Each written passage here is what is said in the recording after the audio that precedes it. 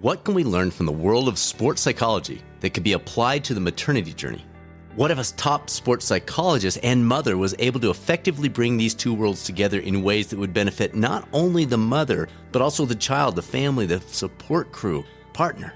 That is exactly the focus of today's discussion. As chartered sport and exercise psychologist, associate professor, and author of the new book, Empowered Birth, Dr. Carla Meijen joins us on the latest episode of the Catalyst 360 podcast. Dr. Meijen and I originally met when we presented our research together at an international sports psychology conference years ago. And when I saw her new book hit the presses, I knew you'd want to hear from her if there's any way she could make it work with her busy schedule. Thanks for tuning in with us to the 286th episode of the Catalyst 360 podcast. I'm your host, Dr. Brad Cooper of Catalyst Coaching 360. Many of you probably know me as Susanna's husband, but either way, we're grateful to have you invest a portion of your week with us. For employers, EAPs, and even wellness service providers looking for ways to support and enhance employees' physical and mental health, Catalyst Coaching 360 might be exactly what you've been seeking. It offers best-in-class coaching that you can integrate into any program or platform. Details on the website, catalystcoaching360.com, or reach out anytime. Email is results@catalystcoaching360.com. And if you're a coach who has not yet registered for the Rocky Mountain Coaching Retreat and Symposium in Estes Park, Colorado, September 22nd through the 24th, basically your last chance. It is a very special weekend of rejuvenation, reflection, education, and it is MBHWC approved. It takes place in an incredible location with coaches from around the country. All the details on our institute site, catalystcoachinginstitute.com, or reach out to us. Happy to chat about any questions you have. The email, same one I mentioned earlier, results@catalystcoaching360.com. And now it's time to access the evidence-based secrets to an empowered birth with Dr. Carla Meijen on the latest episode of the Catalyst 360 podcast. Carla, we don't have many people back to the Catalyst 360 podcast. I think we've had 5 in 290 episodes. So welcome back as one of our only 5. Great to see you. Thank you. Very honored to be back on the show. So new book, awesome book, super important book. I think people are going to love this. It's called Empowered Birth. And you delve into the concept of empowering women throughout their birthing journey in a little different way than maybe we've seen before. How did this come about? What inspired you to focus on this element of women's health and childbirth and the marathon sports psychology piece brought into that? Kind of walk us through that journey a little bit. Yeah, definitely. Obviously, it's a question I get asked quite a lot as to, why I do this. And actually, I have a lot of people resonate with the topic. Now it's actually, been published. So I suppose there's kind of 3 or 4 things that really inspired me to write this book. First of all, I noticed kind of the pressure around giving birth and the expectations that come with it. A lot of stress and the demands that people experience. And my previous podcast, I talked about challenge and threat states and, the kind of stress and how to manage that to approach something as a positive challenge rather than negative threat. So I suppose that was one of the seeds that was planted during my kind of own birth preparations. And then I also kind of noticed this comparison that people made with running a marathon, giving birth. You've got the pain, the discomfort, a lot of time to think, the pacing component, when you break down labor, but also kind of the whole maternity journey, there's very different demands that come with those. And, it's very similar when you think about a marathon, like the marathon journey and breaking that down, the motivation, how you prepare for that, the kind of physical nature it is, the effort required throughout. So there's a lot of kind of resemblances there that people talk about. Yeah. And so I guess that was another seed planted. And then it was my own kind of birth experience. So I guess from the time I broke to when I pushed my baby out, it's about 50 hours. 50. So that was there was an endurance feat. Yes. Where, I had to be put on the drip to be induced because the contractions weren't regular enough, and kind of pushing through that pain, discomfort, making decisions whether to do pain relief or not. A culture, you want to ask some questions maybe about that later. And kind of, I realized that whenever I didn't tune into some of the strategies that I taught to my athletes, to my students, I lost focus and everything felt so much harder. So if I would have had a straightforward birth, I probably would have never even thought about writing this book. And then I suppose the last thing that really hit it for me was when I then had conversations with other kind of new mothers. They had a lot of good intentions to, put a plan into practice. But they forgot how to do that because they haven't given themselves enough opportunities to practice that plan and practice those different strategies. So kind of that intention action gap, if you like, was quite big. And so what I'm hoping to do with the book is to kind of reduce that, because we already have a lot more in terms of our strategies or skills it's spelled out for are aware of. Yeah.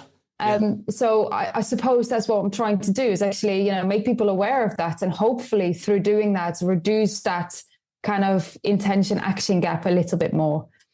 Love that. And I do want to go back to the challenge threat stuff, because folks, if you heard Carla, I think it's been 3.5 years since you were on talking about your research in challenge threat.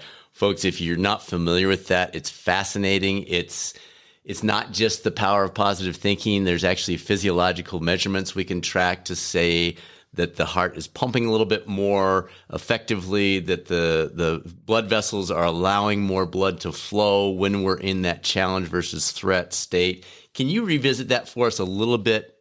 Just introduce that a little bit, because I think it's incredibly applicable to this situation. Yeah, definitely. So I decided to build a book around kind of, how to approach giving birth as a positive challenge rather than negative threat. Yes. And when we think about those kind of ingredients that go into a positive challenge, we've identified there's kind of 3 key ingredients. So one of them is self-efficacy or self-belief. Your kind of believe in your ability to do well in a particular task. It is that kind of concept of control. So do you feel you've got control over situations, perceived control, perception of control, and also that notion of an approach motivation. So you want to kind of hit the situation head on rather than kind of digging your head in the sand type of approach, which is more like an avoidance orientation. So through our kind of research in relation to the theory of challenge and threat states in athletes, we identified those different kind of resources, if you like, and together they can help people it generates more kind of positive, or what we say helpful cardiovascular reactivity responses. So, there's more blood flowing through our body when we think about cardiac output, and when we think about the vascular resistance that reduces. So we've got like less vascular resistance in a positive challenge state. And when, we're going out and we experience all those demands, it's then about how you then manage some of those demands. So the kind of demand resource ratio is really, if that balance tips into the favor of a demand, you tend to approach a situation more as a threat. So if you don't feel you've got enough resources to manage that situation, those demands of the situation, if you like, a situation might be the same, right? But it's how you experience those demands. Yeah.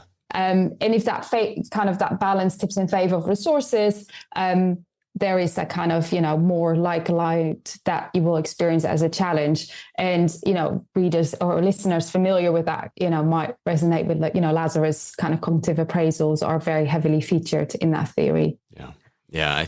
That's key. And even as you said, you were talking about that, the book moves that into it shifts it into the challenge phase because it makes it more readily available. It's not that this person has to come up with the plan and write it all out in the midst of an already crazy schedule with the birth coming.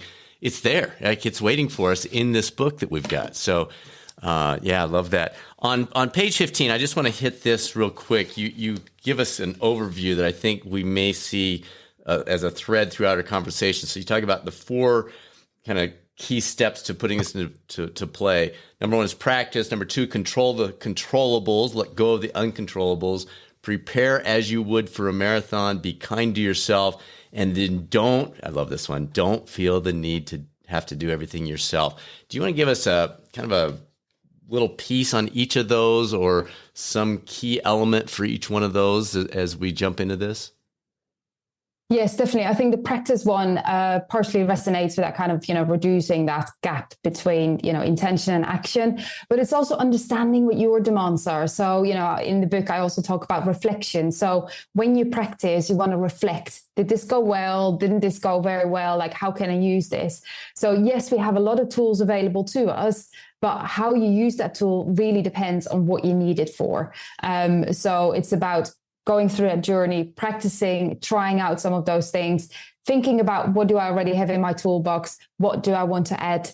Practice those so you have that confidence. So thinking about, it's self-efficacy as a resource going into that kind of maternity and birthing journey. So that's the kind of practice idea. The other thing, when you say kind of controlling the controllables, this is a massive one. We're so I guess in our the different cultures, we always want to control everything around us, especially in Western culture. Yes. It's something that it's inherent, it's taught. It's a thing that's super unhelpful when it comes to giving birth. Because there's so much that is not. Like there's you so can't much predict. that's out of your control. Yeah. You don't know if the baby's going to move last minute, what's going to happen. There's a lot of things you can't control. And it's about understanding what's within your control, what's out of your control. But especially if you're trying to focus too much on the uncontrollables, it has this kind of really unhelpful hormonal response. So cortisol is being, spiked. And that's really unhelpful when it comes to, the state you want to be in when you're kind of giving birth. So we need to think about these things as like this, like in sport, sport is physical, it's physiological, it's, like when I think about our nutrition, it's psychological, but also technical, like how you pace yourself, when do you make some of those decisions, and technical, giving birth, dependable, obviously, on the birth you're giving, you're happen to have. There's some technical aspects to it as well. Like if you are going through, vaginal birth, like how would you use your different kind of pushing muscles or, so those types of things are also important to consider. So, and then it's that social aspect as well. And then, prepare like you would for a marathon. There's different takes on this. Like some women hate like taking in every bit of information. Right. Around and that's okay, but I think you want to have enough information available to you that if you're going into an unexpected situation that you feel the confidence that you'll make a decision that you won't feel guilty about later down the line. Maybe the line that we draw is the course, you don't know the weather. We know where the hills are, we don't know if it'll be windy or not. So it's exactly, it's controlling. I can get the course, I know what the general course is. I don't know how the baby's going to move, shift, what time of day it's going to be, how tired I'll be, all those pieces. So maybe exactly the difference, like the course versus the weather? Yeah, definitely. And I think it's, like we can do a lot of reading, and you see this in, endurance running as well. Sometimes people feel that if they do too much, they lose the curiosity about what's around the corner. So, some people like to dive into things without too much kind of, background research, which, you have to respect the different approaches. But at the same time, if you are in a difficult situation, you want to feel that you have enough knowledge or confidence in people who make the decision for you.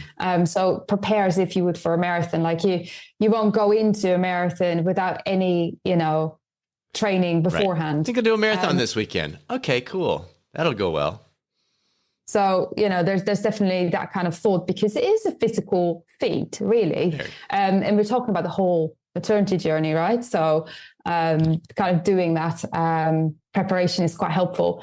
And then also kindness. So what I found is that there's so many comparisons going on.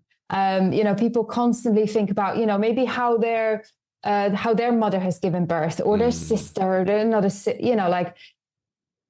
can I do it in the same way, or kind of forgetting what your personal circumstances are, and, maybe being afraid to let others around you down. And that's not really helpful. So it's that kind of be kind to yourself, take it one step at a time. There's so many changes going on throughout the different stages of maternity. Be kind to yourself. It's hard sometimes, but I think some of those strategies can definitely be helpful. And then there's that kind of social support as well. So you're not on your own. And sometimes that social support can come from quite unexpected places. It might be, family or friends, but it could be online as well. So although social media can be quite poisonous at times, Sure. It can also be really powerful and empowering for others. So it's about kind of knowing what works for you. So coming back to the control what you can, and let other things go. That sounds super easy on a PowerPoint slide or the page of a book. It's really hard. Any tips for the person that says, yeah, that's a good idea, but there's no way I can do it? Like, how does that mom who is trying to get everything, or future mom is trying to get everything lined up and get everything ready, and then any tips on how practically to let go of some of those things, or a mindset? I don't know. Anything you can throw out there, because I see that our daughter-in-law just had our first grandchild 7 months ago, and it was amazing, and she was incredible, and it was. But I could see that's a hard thing, letting go of those things that are out of your control. Yeah, definitely, because you want to do the best you can, and sometimes we think we do that through controlling everything around us, and then as I said, it's not particularly helpful when we think about that kind of, maintaining a hormonal, equilibrium, a good hormonal state that benefits us in that kind of birthing journey. So I think education around that is the first thing. So kind of understanding that it's okay that some things are out of our control and that will actually benefit us. But a very practical thing you could do, and this is what I do quite regularly with athletes I work with, especially kind of ultra and endurance athletes, is I have them kind of draw a circle on a piece of paper and then have a list with everything that might come up. Yes. And then write what's in your control and what's out of your control. And then we're going to kind of have a look at this. And, sometimes it's like, okay, is this actually within your control? Not really. Okay, well, why do you think that that's then important to have within your control? Like, what's the meaning behind us? And I think that's one thing that you could do from a kind of a very practical level, but it's also kind of understanding things like your values. So, decisions you make, how much do they resonate with what's important to you, how you want to live your life? And I think sometimes there's that kind of conflict where you feel you're being pushed to control things that actually you can't control because of external factors. So again, kind of going back to the types of things that are important to you, there's still things that you can gain kind of that perceived control over. Maybe it is how you communicate to others. If being kind is important, then maybe smiling at some stage during your labor is something that can give you that kind of empowerment, even when you're really tired, kind of gives you that energy back, and kind of, maybe give a smile to your birth partner. Might be a practical thing. For some, that might be too much pressure. Preparing your mantras, practicing those, those are things that you can have control over. And also accepting that there will be a time when the plan goes overboard. So I talk about this in one of the chapters, kind of birth plan overboard. And it's kind of doing that preparation in terms of, okay, what would a plan A, perfect plan, look like? What be a plan I'd be quite happy with look like? And what would be the kind of bare minimum plan look like? And if you've already thought about that, it's much easier to go into that acceptance mode, because it doesn't feel so hard to let go. And I think that what I've experienced when speaking with some women is that they have that immense feeling of guilt because they tried to control some things that weren't controllable, and they didn't get the birth they really wanted.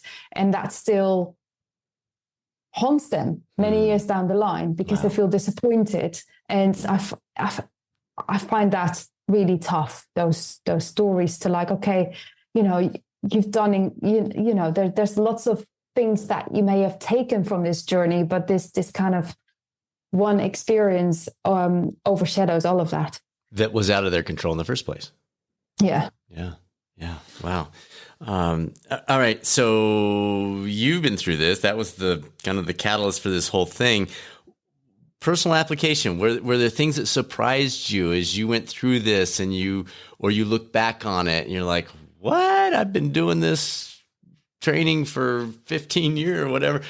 How did I go down that path? Like, were there any surprises as you went through it where you look back and you said, who was that? Like, that's not me. Yeah, I think one of the things was, normally I read a lot, especially kind of in my day-to-day job. And I decided not to do as much reading. And I kind of was quite set on, I want to give, birth vaginally. Obviously, if it's outside of my control, sure, I can let go, but I prefer not to. And I was quite set on that. And I think looking back, that was just such a naive thing. Yes, I got there and, I gave myself permission. It sounds ridiculous, that if it wouldn't happen in that way, it'd be fine. But I think kind of that wasn't necessarily a part of my plan B or C. As an my option. Plan B or C was more, okay, I'm not going to give birth in a birth center, which is something quite common in the, like in the UK, that's, right, where there's no interventions, and then you go to the labor ward where there will be some kind of interventions. So, that was quite naive. That kind of surprised me, considering I'm normally quite, a planner. But then on the other hand, what really, I think, resonated with me was that when I was in the, the labor room being induced and kind of going through these contractions, was that the power of some of these strategies. So there was like this screen with moving images in front of me. And I think, every 60 odd seconds they changed. And the scenes were moving a little bit. So there was a little bit of movement. And so I used that based on some of the kind of mindfulness-based cognitive therapy training that I've had to really tune in on one bit of that scenario, kind of scene. And that did a lot of good in terms of like moving my pain around. And when I didn't do that, every contraction felt so much more intense. So I kind of was surprised with how effective that was, really. I knew, but I didn't actually, ever in such an intense situation, have that. And I think the other thing is kind of, it surprised me that I let myself be with some of my emotions. Like I didn't get the birth I wanted. And what I did is I just isolated myself for a few minutes from everything. I had a good cry about this is not going to be the birth I wanted. And I think that helped me to reset. And I hadn't really anticipated that as a strategy beforehand, but it's actually something that was really helpful. Just be with the emotions, allow yourself, don't push it away, and then push the reset button and go on to the next plan. Wow. Empowerment often involves breaking away from societal norms and expectations. You've touched on this as we chatted earlier. How can women navigate the pressures of traditional birthing practices, pressures from family, et cetera, and make informed decisions that align with their individual needs and desires? Yeah, I think it's an excellent question. There's a lot of kind of generic research out there. Just take the research on physical activity guidelines. They've only here in the UK been recently kind of not adjusted, but there's been a lot more communication and research coming out and information in terms of the physical activity guidelines. There's so many midwives that when you speak to them, they don't quite understand the physical activity guidelines, and they would advise against physical activity. Really? Because they haven't necessarily, 25 years ago, it was... Exactly. And, that if they haven't been given that information, like how can you expect someone to necessarily know those physical activity guidelines? And it's something that's slowly changing, but there's still a lot of traditional kind of medicine, as you say, that lives 30 years ago. And I think to feel empowered as a woman is to kind of understand where that comes from. So if you're going to have conversations with medical professionals, you kind of want to understand what where they're coming from, to then make some of those decisions more empowering, because you've done your research. Right. And you know that there's different options, there's different ways of giving birth. So in the book, I can't even remember which page, there's a reference to something called the brain synonym. Let me just quickly find that for you. So the brain acronym, there we go, stands for what are the benefits of this option? What are the risks? What are the alternatives? What does your instinct tell you? And what happens if you do nothing? So that brain acronym is really powerful in terms of feeling, that you have options. And I think the moment you feel you have no perceived control whatsoever, that's when that empowerment goes. Yeah, you feel trapped. You feel stuck. I have no, back to our control. I have no control because everything's being forced upon me.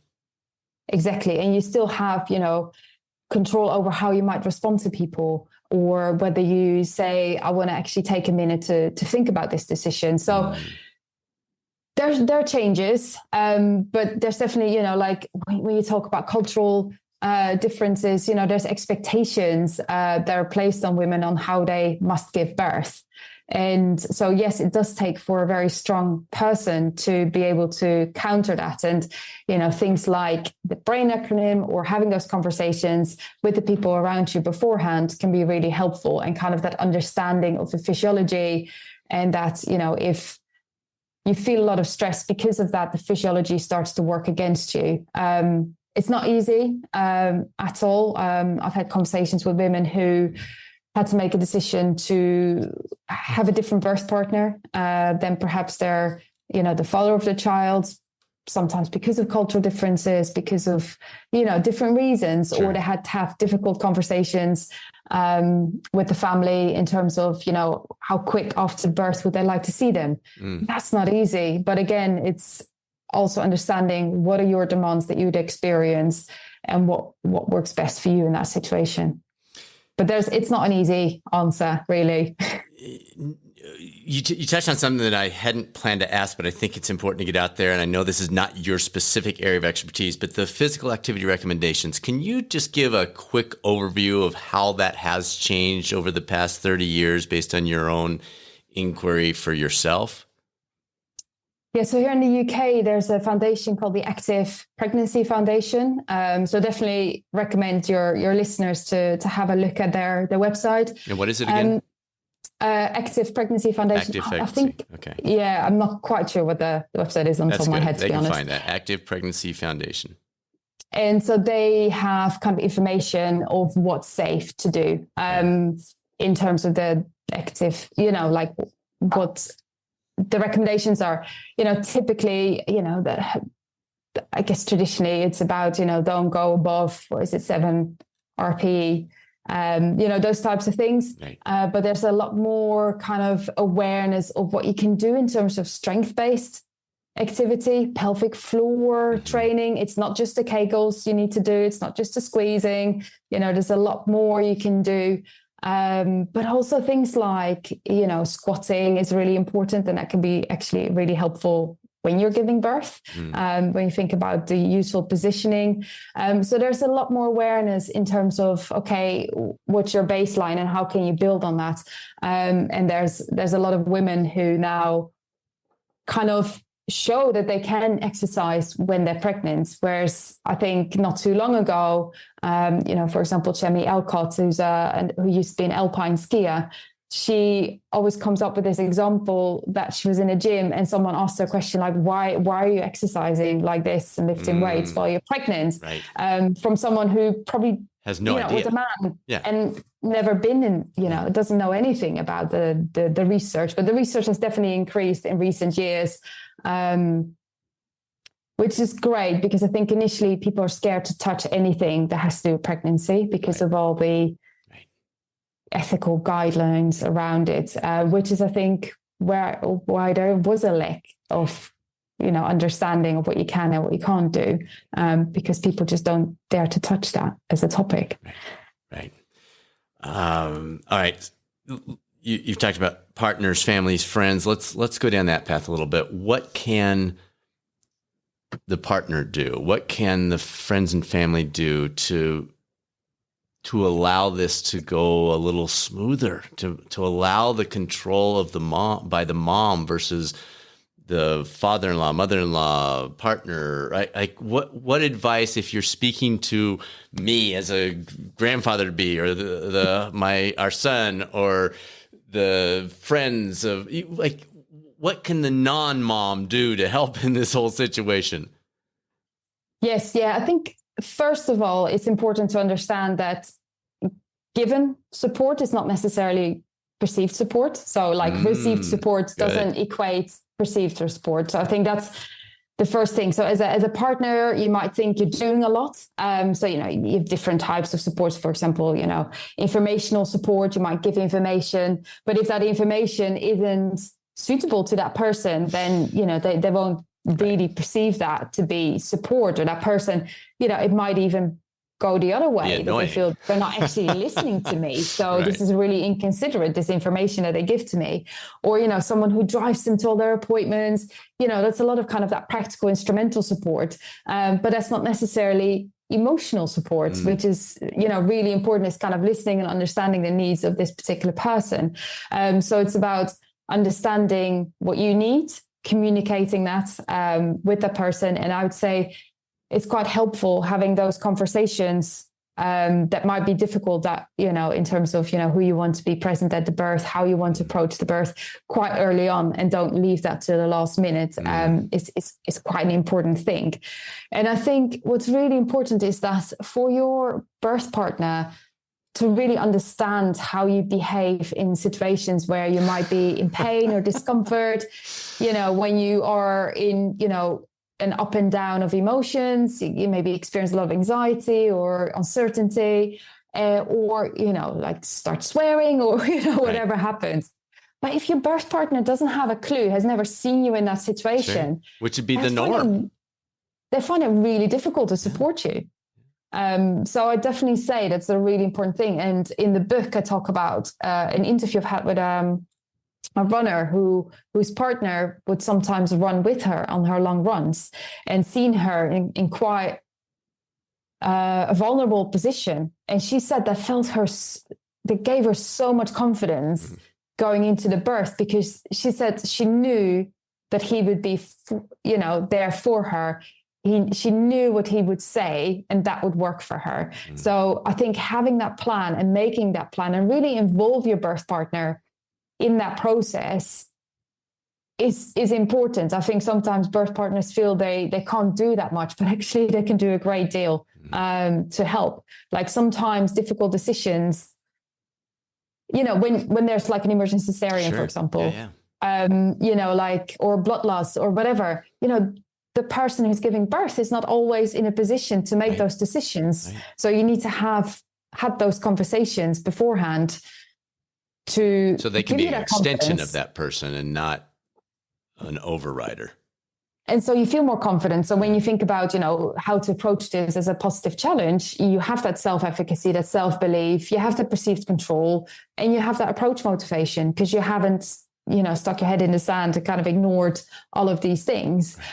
So it is really important. And it's important to understand that support comes in different ways. So you have that informational support, you have that instrumental kind of practical support, but that emotional support is really important to kind of discuss. And they need to know what your mantra is. If you're using a self-talk mantra, they need to know, and they need to know why.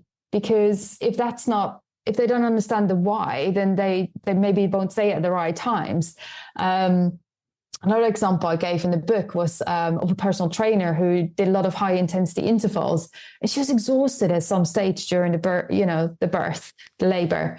And her partner knew exactly when to remind her that she's been through these high intensity interval sessions, and that she has that capacity to do it.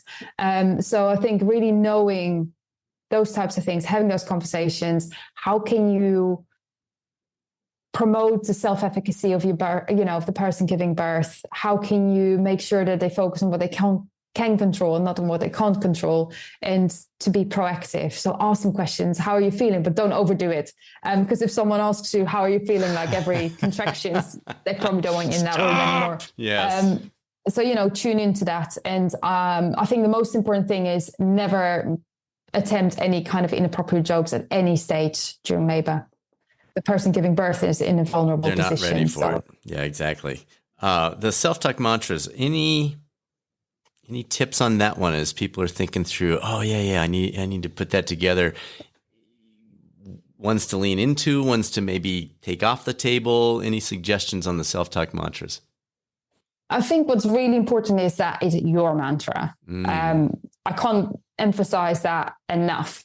So what you need to do is to think about what's the purpose. Why do I need a mantra? Is it because I need to push through when I'm feeling exhausted? So like more perhaps a motivational type of mantra. Is it to remind myself to hold back on the pushing? So don't push too early or too hard. And really tune into, whoever's giving me those instructions, like the midwife, much more of like an instructional, or maybe to remind myself to breathe and get a lot of oxygen flowing through my body. So that's the first step, is really understand what's the purpose. That's you. Yeah. And otherwise it's going to be, just a general statement that may or may not work, might be, trick of luck that it works. And then the second thing is, okay, so what's something that resonates with me? So what's important is that whatever your mantra is, that you remember it. If it's if it's super long, you probably won't remember every word of that statement. So it could be, one contraction at a time could be your mantra. It could be, I'm looking forward to meeting the baby. That's a very common one. Does that resonate with you? Is that meaningful to you? Or, I could feel the baby, really tune into my body. I want to feel the baby, moving down. Could be a reminder to really tune in to how it feels. Or it could be okay, relax. I know that's good for, my physiological state. Right. Take a deep breath in, or, make sure I'm, whatever it is that purpose is. But I think it is also something you want to practice. So perhaps you will have a mantra that works for pain. It might be that during your maternity, so, when you're in maybe the second trimester, that you'll do some yoga poses that are safe for you, that put you in a position that's a bit uncomfortable. And then you can practice some self-talk statements. Do they work? Maybe you tell yourself, tune into the pain, see what works. And that will give you the confidence when you're going into labor, that birth journey, that is something that resonates with you and could work. Yeah, that's, as you were going through those, I was thinking, so some of these are so specific to the birth, it seems impossible to practice. Others are generic enough that they could be utilized in those yoga poses, in the gym, on those long runs prior to or early trimester. Is there a way to practice the birth specific ones that are meaningful, or is it literally just having it so familiar that it comes out so easily, almost second nature? Any tips along those lines? Yeah, I mean, obviously you have the ones that will be very specific. It's still important to practice those. So you can make them part of an if-then plan, for example. So if-then plans are really powerful when we think about that intention action gap. So the if is, if, let's say, I feel overwhelmed and I lose touch with my breathing, then I'll remind myself of one breath at a time, or then I'll remind myself to breathe in for so many seconds, breathe out for so many seconds. So really process-oriented self-talk statements to address that hurdle that comes up for the if, or like the critical situation, if you like. So there's different things that you can think about. Okay, what are the types of things that I might come up against, and what can I put in place to help that? And then what happens is you make that response available, so much more readily available. So even if you haven't encountered a situation before, you still kind of know what that response is, what you could do. And you know, that's a lot of stuff that we do with kind of endurance as well. It's like, some of those critical situations you may have never encountered before, but because you've already thought about it, you have that response available to you, and it makes it easier to draw from that. And then talking to your partner, some people want to be reminded and some people do not. So that's part of that conversation of, do you want me to bring this one up that you said you want to be using, or do you want me to like chill out and just keep my mouth shut? Those kinds of conversations are key too, right? Oh, 100%. Because if you've never been in that situation before, right, you don't always know how you're going to respond. Totally. So what you see is that, so many people, people give birth, suddenly they have like these words coming out of their mouth that they had no idea, like that swearing words, that they could swear so much, or, that they went entirely internal and they didn't speak at all. I fell asleep between contractions because I was exhausted. Well, 50 hours, my friend. I didn't know that was possible. Right. And so, my partner was, trying to encourage me. And the midwife was like, no, just let her rest. Don't speak with her. And so it is about being able to adjust. So yes, this is the plan. And you have communicated that, but still tune in to the person who's giving birth is really important. Right. Beautiful. All right. The book highlights the significance of support networks during the birthing process. We've talked about the role that partners, family members, others can help on that day, in the days leading in. How about early on in the process? I'm pregnant. What can those folks do in that early phase before a lot of these things we're talking about come to fruition? Yeah, it's a good point. I think it's about understanding the demands that the woman is facing, and how you can best support her in that. So is it that, maybe in the first trimester, they feel quite worn down, like there's a lot of changes, that are happening. And, some women have, we don't call it morning sickness, shouldn't really call it morning sickness because it happens throughout the day. They feel sick and they struggle to keep any food down. So it's about throwing overboard any judgment you may have. I think that's such a key thing. Yeah. It's, really understanding the experiences of this person. And what happens so often is that people impose their own experiences on that person. Yeah. So they say, well, I've been through this and this is how I experienced it, so you'll be fine. Right. It's not a problem. And they completely overrule or forget to listen or tune in to that individual's kind of experience. So I think that's the key thing when it comes to social support, is really ask the question, how are you feeling? And listen. And don't impose unless someone asks for it, they say, okay, how did you manage with that? Don't necessarily impose your experiences unless asked for it. I would also say that what's important is that if you give any advice, make sure that you research the background and know where that advice is coming from. Does it have any, research support? I think is also something that's really important on that journey. So it's about understanding the demands, and throughout the journey, how can you help someone build their self-belief? There will be lots of ups and downs when that self-belief fluctuates. So when we think about self-belief, the sources that go into that, it's previous performances. Hard if you've never given birth before, but it might be that you've pushed through pain before. So reminding them that, like those high intensity interval sessions, for example. Things like vicarious experiences, having seen other women in a similar situation being successful. And I think here cultural differences are really important as well to acknowledge that, there is, enough research evidence to suggest that people from different cultural heritages have different birthing experiences. Yeah. So acknowledge that. Things like verbal persuasion, giving the right support, but also acknowledging those kind of different changes in terms of the physiological and imaginal experiences and emotional experiences can help to really boost that self-belief, kind of, filling in those resources, and really working with someone on those perceptions of control. So whatever happens in the first semester in particular, it's really hard to control how much energy that's going to take. But there's things that you can control in terms of, nutrition, rest, recovery, prioritizing some of that. So it's kind of having those conversations with the person on that maternity journey. So that's just some examples, and the same with kind of that approach motivation, like being proactive in that process. It's interesting, as you were talking about that, we have probably a third of our listeners are health and wellness coaches, or they're heading that direction. And we always talk about the client-centered approach. The coach doesn't come to that client saying, you need to do this, you should do that, this is what we need to put on the agenda.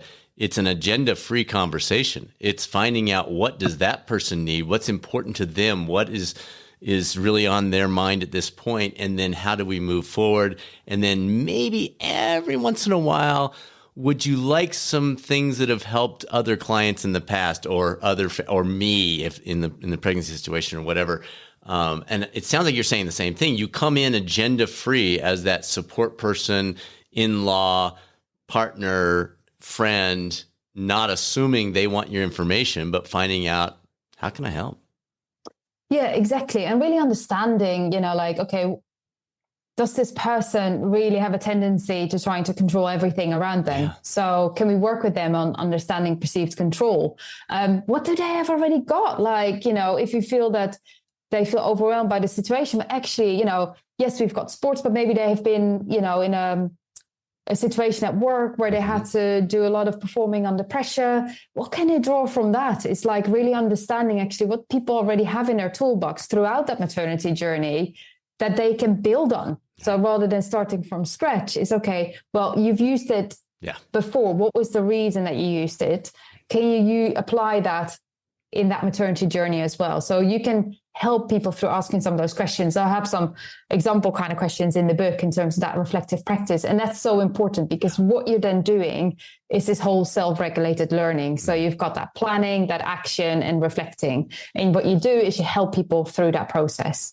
And you're building on their history. You're not building on your history. And that's the cool part. Exactly. Yeah. And those comparisons, they're such a pressure point, isn't it? Like, so I think that's definitely a key thing that whoever you support is understand. We can't eradicate it altogether, but it's kind of understanding that it happens. And I talk about like some control cycles in the attention chapter. It's like, okay, where are you now? Are you now in the control? The comparison cycle? Okay, well, let's just have a think about how can we get you back onto the task. Right. You touched on this, the cultural and societal factors. What did you encounter any specific factors that really impact women's birthing experiences? Are there ways that we more societally can work toward creating more inclusive, more empowering environment for women, regardless of their background, what they're coming in with, et cetera, et cetera? Is there anything there that would be helpful to share with our listeners? I think it's that openness, really, to understand people's cultural backgrounds. For me, kind of my own personal experience, I'm from the Netherlands. The Netherlands, when I was born, it was very common that you had a home birth, no interventions whatsoever. And, that's how I was born, at home, no interventions. And it was such like a culture of you have to be this warrior, which was so prevalent. It's shifting, but, obviously that's always stuck with me. And so I had this like completely, irrational desire to use that throughout my, birth experience, not having that pain intervention. And yes, I did it, but it was a bit stubborn and not particularly thought through. It was also because I wanted to walk. And, when you get an epidural, you can't always walk straight after.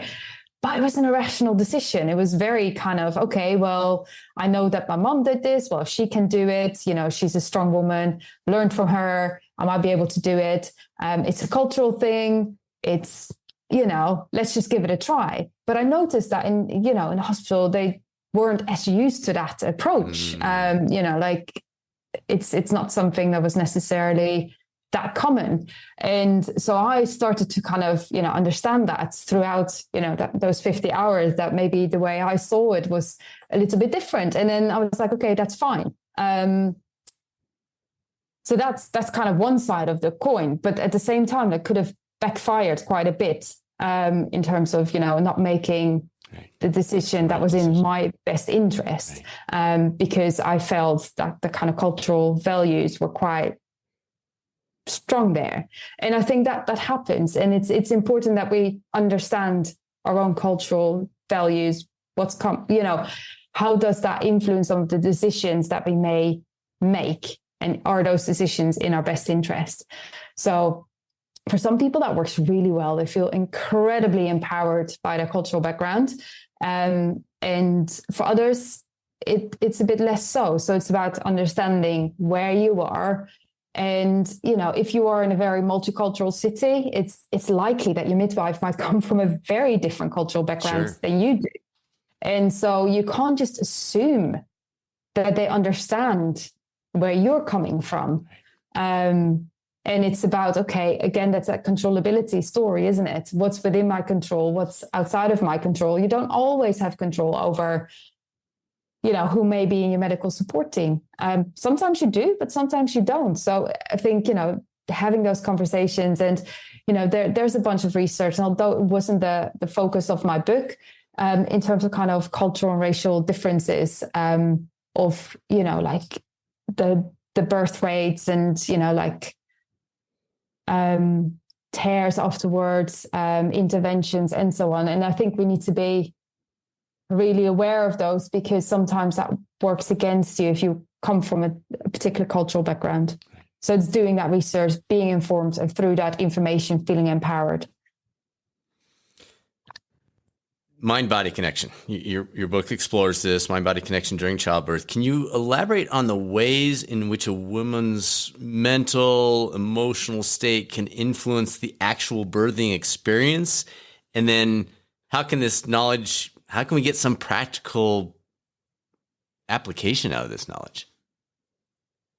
Yeah, I think what we talked about earlier on, isn't it, is kind of that understanding that it's not just a physiological experience. Yes. It's very much, it's a cultural experience, it's a social experience, it's a psychological experience, and that physical experience is usually dominated, that physiological and physical experience, that's usually dominated in the kind of information that you get, the focus. But actually, what we know is that through some of those kind of strategies, you can help promote that kind of more beneficial physiological state when you think about the hormones. And there's such a big interaction there that's, established throughout a lot of different domains. So some of the things that, we talk about, that I talk about in the book, or, how can you use goal flexibility to, rather than feeling very set on that plan A, having those different layers of goals. Yes. So I've already talked about that. That's a really powerful thing. One of the things that happens quite often is we focus on the outcome rather than the process. And, thinking too far ahead isn't helpful. Again, it causes a lot of pressure. There might be a lot of things on the way that you then kind of forget to tune into. So how can you kind of maintain that process orientation? And it could be through kind of setting very process specific goals. It might be that you set a goal for how you're going to approach each contraction at a time. It might be, if it's a C-section, how are you going to prepare for that? What are the types of things that you're going to say to yourself? So, embracing that self-talk within that. How might you communicate to the people around you if you're, in that position to do so? How would you, what would you like to happen afterwards? So there's different things that you can do there to kind of reduce some of those demands and kind of up those resources. So you can also draw on things like imagery. Imagery can be very powerful at, both in the kind of maternity journey as well as, kind of giving birth. So in the book, I talk about, so I interviewed a midwife who gave an example of like imagery used during her own birth. And it's also something that she teaches the people she works with. And what she would do is to kind of visualize this kind of upward breath and kind of having that air going through the body. She visualized this giant yellow balloon in her abdomen and in her pelvic area, which was initially deflated. And then with the contraction, she would kind of visualize that, she would breathe upwards and that yellow balloon would fill up with the air and floating up. So it would fill her entire abdomen. And that would really benefit this kind of process orientation of breathing. Yeah. Full breathing, not just upper chest breathing. Yeah. So that's another example. So it's kind of, you can use imagery to really help you tune into that process, especially if you feel you're kind of out of breath, exhausted, to kind of take rests in between contractions. It's usually not for everyone, because sometimes you have this storm of like contractions. How do you find these mini breaks in between? They all used to have like a wave up and down. How do you manage that? Yeah. Carla, this is so helpful.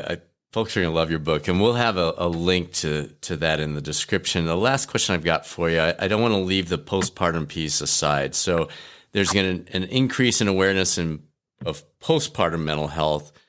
How does the concept of empowerment during the birth tie into the woman's postpartum well-being?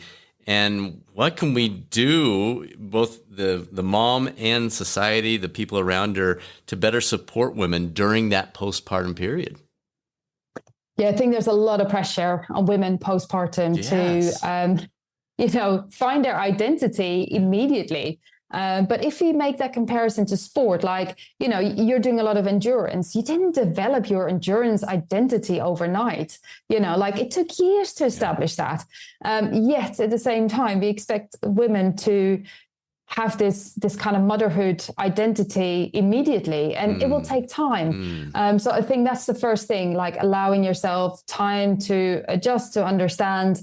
And, there will be days where things are great, and there'll be days where, it's tough. Yeah. And, drawing into focusing in kind of your support network, understanding how they can best help you. And it might be someone very different to, who you initially thought could help you with that, is really important.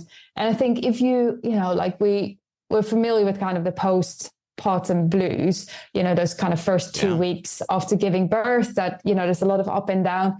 But if that takes longer and you just really, really struggle, I think the really important thing is you need to seek help. Yes. That's tough. Like taking that approach and reaching out is tough. So if you're in someone's support network and you're really seeing someone is struggling, it is important to help them kind of reaching out with others. I think that's always something, for coaches who's working with people postpartum, just tuning into that, asking the questions. Here in the UK, you get like a 2-week clearance. And then, you have your 6-week checkup, and a GP, if you're lucky, they ask you, how are you doing? But they often just check in with the baby. Is the baby all right? And they just do kind of a standard health check. But there's not much attention being paid to the woman. It's about, is the baby okay? Is there, what's happening in their home? Is that going okay? But actually tuning into the woman, it doesn't, if you're lucky, but it's not something that happens. And I believe in the US, it's not something that's top of the list either. Right. So I think that's definitely something to consider. And then another thing I want to share with you is something that the English Institute of Sport has developed after kind of the Tokyo Olympics. And it's how do you navigate experiences, your emotions during this kind of these major games or these major life events. And I think what's important is, you need to have this kind of, you have that hot debrief where, maybe it's those text messages you send to your family and friends, or those phone calls, or maybe some notes you take, but there's no pressure to immediately make sense of your experience. Give it some time, like let the dust settle. And then once the dust is settled and you feel ready, you can, do a debrief where, you might be thinking about, what do I want to get out of this kind of emotional decompression, making sense of my feelings. Maybe you put then a timeline together, some of those meaningful moments that happen during, either the maternity journey or during kind of the actual childbirth. Capture those meaningful moments and think about those thoughts, feelings, and emotions of like one particular moment on a timeline that was critical to you. Label the emotions. Not I am frustrated, but I felt frustrated because of this or this, or this happened. Yes. Kind of really label that. Think about the impact those emotions had on you. Recognize that impact. What got you through that is really important. What sticks out for you is something that you did. Are there any of those strengths that you want to keep in your toolbox and take with you, carry with you?